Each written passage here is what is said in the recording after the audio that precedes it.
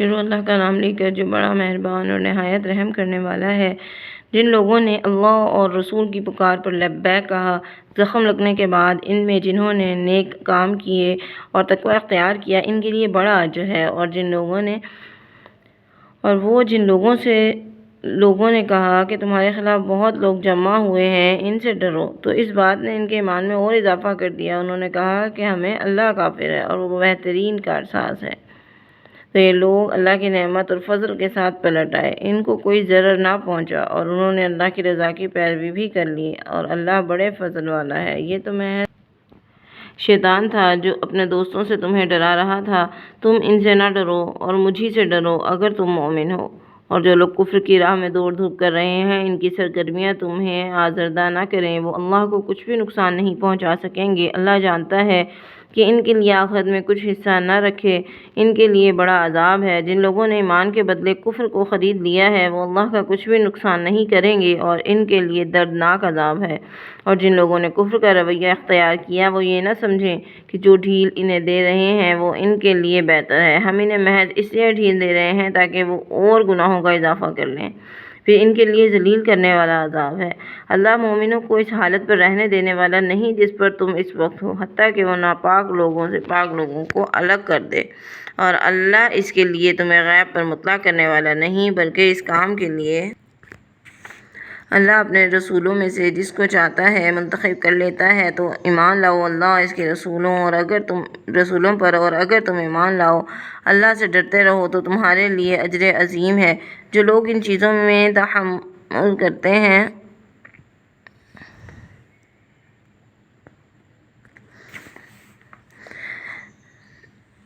جو لوگ ان چیزوں میں بخل کرتے ہیں جو اللہ نے ان کو اپنے فضل سے دی ہے، وہ یہ نہ سمجھیں کہ یہ روش ان کے لیے بہتر ہے، نہیں بلکہ یہ ان کے لیے بہت بری ہے۔ جس چیز میں انہوں نے بخل کیا، انہیں قیامت کے دن طوق پہنایا جائے گا۔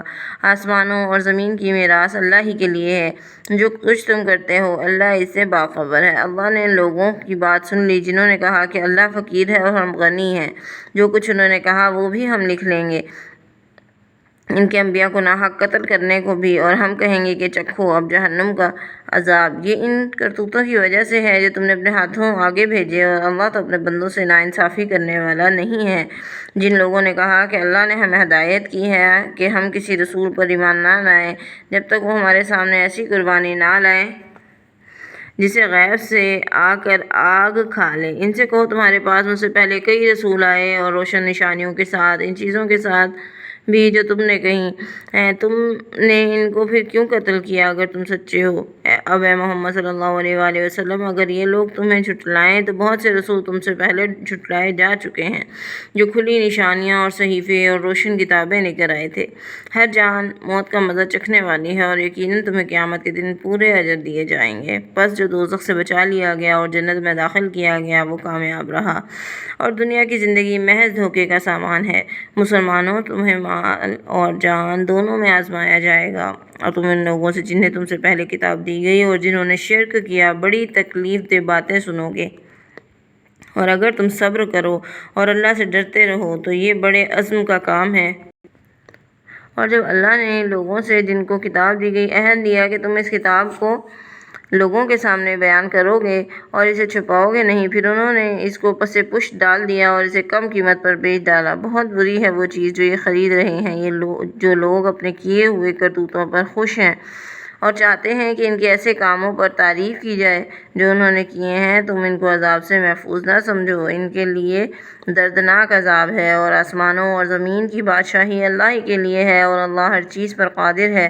زمین اور آسمانوں کی پیدائش میں اور رات اور دن کی باری باری آنے میں ان عقل رکھنے والوں کے لیے نشانیاں ہیں جو کھڑے بیٹھے اور اپنے پہلوؤں پر اللہ کو یاد کرتے رہتے ہیں، اور آسمانوں اور زمین کی تخلیق پر غور و فکر کرتے رہتے ہیں، اور کہتے ہیں کہ اے ہمارے رب، تو نے یہ سب کچھ بے مقصد پیدا نہیں کیا، تو پاک ہے اس سے کہ فضول کام کرے، پس بچا لے ہمیں دوزخ کے عذاب سے، اے رب جس کو تو دوزخ میں داخل کر دے اس کو تو نے رسوا کر دیا اور ظالموں کا کوئی بھی مددگار نہیں ہوگا۔ اے رب، ہم نے ایک پکارنے والے کو سنا، وہ ایمان کی طرف بلاتا تھا کہ اپنے رب پر ایمان لاؤ، تو ہم ایمان لے آئے۔ اے رب، ہمارے گناہ بخش دے اور ہم سے برائیاں دور کر دے اور ہمارا خاتمہ نیک لوگوں کے ساتھ کر۔ اے رب، ہمیں وہ کچھ عطا کر جس کا تو نے اپنے رسولوں کے ذریعے سے ہم سے وعدہ کیا ہے، اور قیامت کے دن ہمیں رسوا نہ کر، بے شک تو اپنے وعدے کے خلاف کرنے والا نہیں ہے۔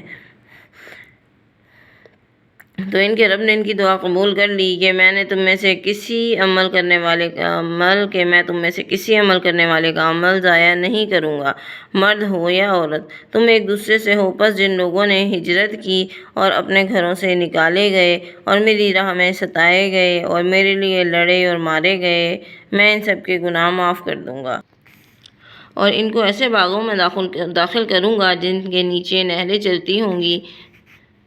یہ ان کی جزا ہے اللہ کے پاس، اور بہترین جزا اللہ ہی کے پاس ہے۔ اے نبی صلی اللہ علیہ وآلہ وسلم، دنیا کے ملکوں میں ان لوگوں کی سرگرمیاں جنہوں نے کفر کیا ہے تجھے کسی دھوکے میں نہ ڈالیں، یہ چند روزہ زندگی کا تھوڑا سا لطف ہے، پھر ان سب کا ٹھکانہ جہنم ہے اور وہ بہت برا ٹھکانہ ہے۔ لیکن جو لوگ اپنے رب سے ڈرتے رہے، ان کے لیے ایسے باغ ہیں جن کے نیچے نہریں چلتی ہوں گی، اور ان میں وہ ہمیشہ رہیں گے۔ یہ ان کی ضیافت ہے اللہ کی طرف سے، جو کچھ اللہ کے پاس ہے وہ نیک لوگوں کے لیے بہتر ہے۔